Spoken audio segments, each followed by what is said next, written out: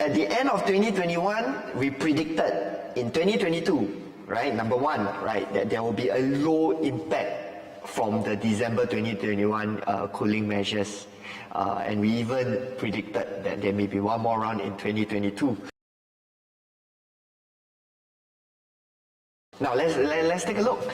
So at the end of 2021, we predicted in 2022, right, number one, right, that there will be a low impact from the December 2021 cooling measures. And we even predicted that there may be one more round in 2022. So on this particular prediction, we were spot on, okay? Down to the fact that there will be another round of cooling measures in 2022. Why did we predict this? It was because of the marginal minimal impact, the very soft cooling measures that were implemented in December 2021. I think the fact is that on the whole, okay, the market is grounded in pretty strong fundamentals at this point in time. First and foremost, there is no risk of oversupply. And with all the external pressures weighing down on the market, the government is quite cautious as not to... Hello, sorry to interrupt. We'd like to take the opportunity to thank you for watching the video and also to share why we do what we do. Is to empower consumers with hard facts and figures, quality research and real-life examples to allow them to make the most informed property decisions. So if you found our videos useful, the only thing we ask for is for you to smash that like and subscribe button so that the YouTube algorithm can push out our videos to more consumers. Thank you, and back to the video. Alright, cooling measures. Okay, so the market grounded in very good fundamentals at this point in time. If I were the government, I would, if I were to give the government a kind of score on how they are managing the whole thing, probably an 8 upon 10, because they have prevented the market from going into a oversupply situation.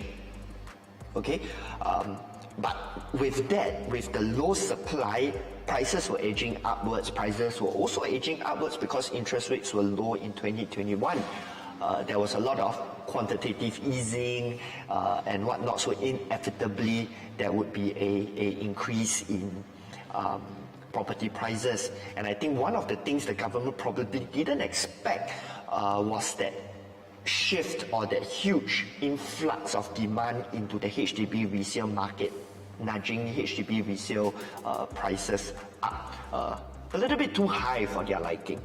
Okay, so I think in December 2021 there was like, you know what, maybe this is a small paper cut. I think we try to apply just a small plaster over it, try to see if that is sufficient lah. But then they realize the wound keep bleeding more and more and more, so they need to come and give a very strong, stronger cooling measure, right?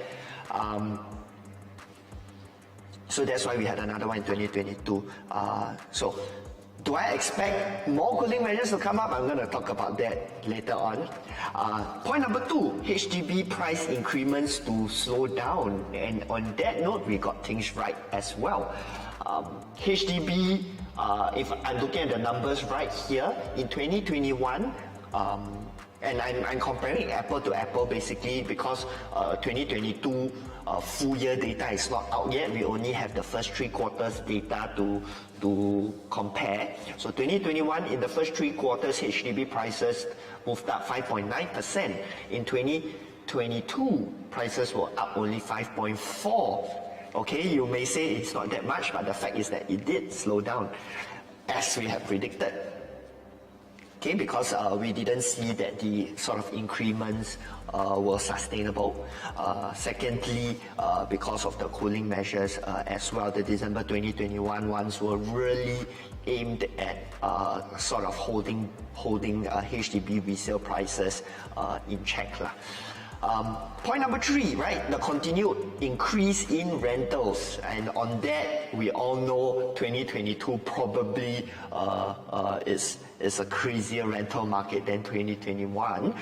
The reason why we said that was because we did notice increase in expats coming into Singapore at the end of 2021, and with more expats coming in, that sort of created like a vicious cycle. And because in 2022 there were not sufficient new supply coming into the market to feed the demand, we have seen prices really shoot up a lot in 2022. Point number 4, private resale prices to continue to increase, right, at the same pace as 2021. And on that note, again, spot on. 2021 first 3 quarters, property price index went up 2.6%, and we were accurate to 0.1% because in the first 3 quarters of 2022, property price index went up 2.7%. So it's like almost word for word correct. I didn't type this, by the way, if you're thinking, hey, Kelong, I typed this out and just put it in here. That is why I put my predictions out into the open, because you go and watch the video 1 year back, this is word for word. I took a screenshot out from the video and pasted it inside here.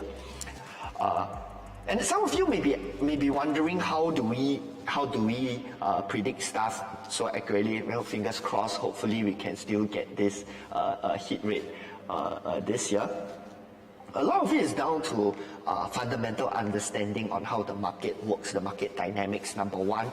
Number 2, being on the ground and having a really good sensing of like the transactions, the thought process behind the buyers. Buyers, sellers, basically the movers in the market, buyers, sellers, agents, developers in the market. Okay, right, so we got prediction number 4, basically spot on as you're gonna get. But there was one prediction that didn't quite get it right, was number 5. We expected Onblock numbers to pick up. I didn't exactly track the Onblock numbers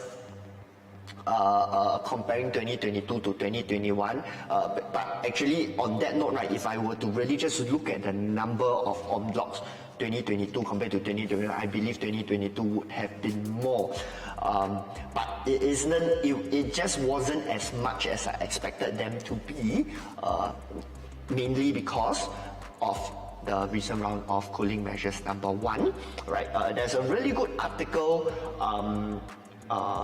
I believe it was yesterday in Business Times. You can go into the Right Moves Facebook page to read that article on why the Onblock numbers, because I give this prediction because I liken the situation, the scenario we are in 2021, 2022 to very similar to 2017, 2018, being very low in developer inventory, likely to trigger a large surge in Onblock. But somehow or other that didn't happen because of the cooling measures, increased interest rates, concerns on construction costs, all those kind of things didn't result in that spike in Onblock that I expected. Okay, but I think if I really were to look at the numbers, I think 2022 still more than 2021 lah. Okay. And lastly, right, expected a high take-up rate in launches. And again, spot on that. As a matter of fact, the take-up rate at the launches were higher than I expected them to be. We have close to full sellout in Amo Residences, 70% in Lentor Modern.